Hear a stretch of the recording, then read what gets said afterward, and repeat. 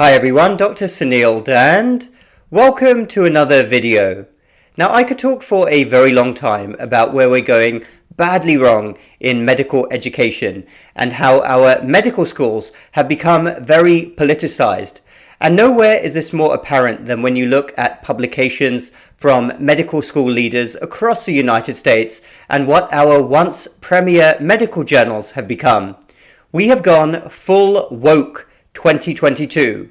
And it is okay to, of course, have discussions about the social determinants of health. That is very important.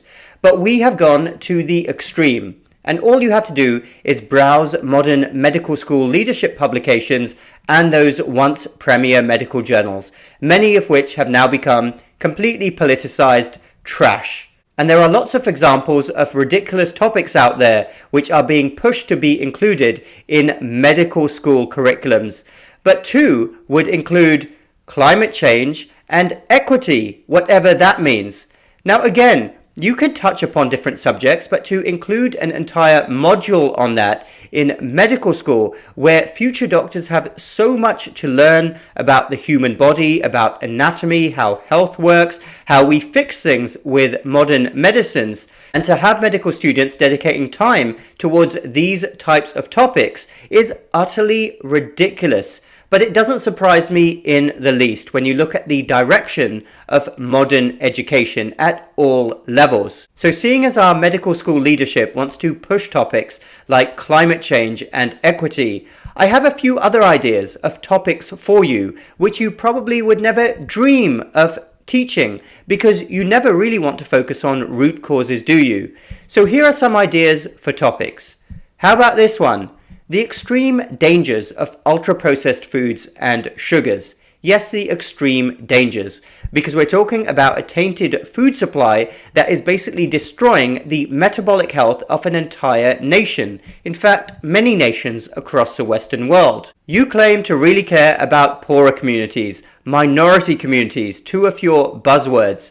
Well, why not start, if you really do care, start a multi-billion-dollar campaign to divert better, fresher foods to minority communities and educate those poorer people on better food choices that aren't going to destroy their metabolic health and lead to health problems. How about this as a topic? The dangers of normalizing obesity in the United States.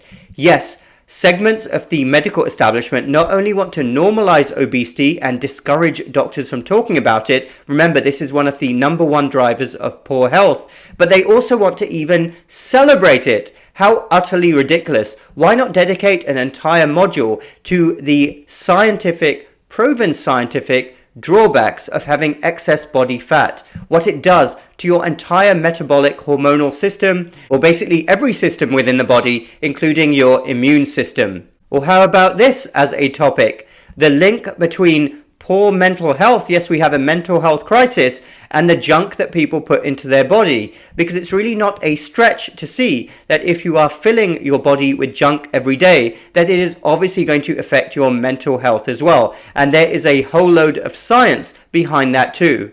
And even away from metabolic health and lifestyle medicine, how about the extreme influence of Big Pharma, which basically now owns large swathes of the medical establishment, including, yes, medical education?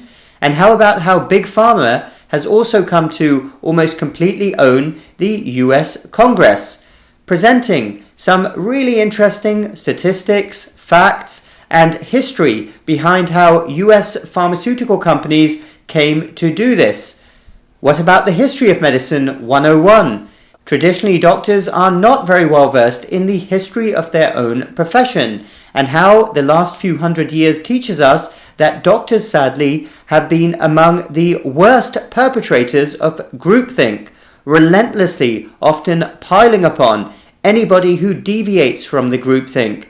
And guess what? It's often those doctors who have exhibited critical thinking and asked the right questions who end up being proved completely right in the end. In fact, any of these topics I personally would be very happy teaching to future aspiring doctors. And finally, why not dedicate an entire module to how to be a physician in the mold of Hippocrates? Because the father of medicine 2,500 years ago, if you look at his quotes, knew more about real health than a lot of doctors today. He knew that lifestyle underpins anybody's health. He knew that social determinants are very important as well, but he approached everything with compassion and empathy, and we can learn so much from Hippocrates, how to be a reasonable doctor, how to realize that your job is to work with the patient, not tell the patient what to do in an authoritarian way. Teach future doctors critical thinking skills, how to objectively look at everything, how to not mindlessly repeat mainstream media and big pharma talking points without breaking apart data, tearing apart research, and asking all the right questions. So those are some ideas for you, medical school leaders. But of course you won't do any of those, not only because your main goal here is to ride a political wave, but of course you have your own funding source, and maybe it won't be a great thing to go all out in promoting real health and well-being. Something to think about. But people like me, I know myself, will keep pushing for future doctors to really be taught the true fundamentals of health and well-being and to be focusing on the right things. Thanks everyone for listening. Dr. Suneel Dhand. Let me know your thoughts down below. Do hit the subscribe button for more similar videos in the future. Also hit the bell button so you get notified when I make more videos. And do follow me on my uncensored platform, locals.com. That link is down below where we have more open, honest, interesting discussions away from this environment of big tech, censorship and silencing. An absolute disgrace, I need to say that in the United States, but I do. We will talk again very soon.